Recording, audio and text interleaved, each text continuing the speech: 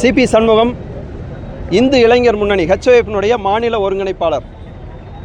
கோவையில் கடந்த வாரம் மாணவிக்கு ஏற்பட்ட அந்த பாலியல் தொல்லை, அதை கண்டித்து அந்த குற்றவாளி காமுகன்களுக்கு உச்சபட்ச தண்டனையை உடனடியாக வழங்க கோரி இந்து இளைஞர் முன்னணியின் சார்பாக இன்றைக்கு மாபெரும் கண்டன ஆர்ப்பாட்டம் நடந்திருக்கு. அரசு அனுமதிக்கலை, நாங்கள் இப்போ அரெஸ்ட் ஆக போகிறோம்.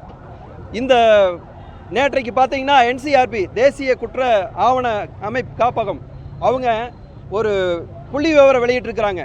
2020, 21, 22, 23 இந்த 4 வருடங்களில் 1597 பாலியல் குற்றங்கள், கொலையுடன் கூடிய குற்றங்கள் தமிழகத்தில் நடந்திருக்குதா சொல்கிறாங்க. இந்த கடந்த வருடம் டிசம்பர் 24 பார்த்தீங்கன்னா அண்ணா பல்கலைக்கழக மாணவிக்கு தொல்லை நடந்தது, கொடுமை நடந்தது. அதில் இந்த ஞானசேகரன் அந்த நபருக்கு வந்துட்டு 30 ஆண்டு சிறை தண்டனை விதிச்சாங்க. ஆனால் அதுக்கப்புறம் தொடர்ந்து இந்த மாதிரியான தொல்லைகள், பாலியல் அத்துமீறல்கள், அநியாயங்கள், அட்டூழியங்கள் தொடர்ந்து நடந்துகிட்டு வருது. இதுக்கெல்லாம் காரணம் தண்டனையினுடைய விகிதம் சரியில்லை.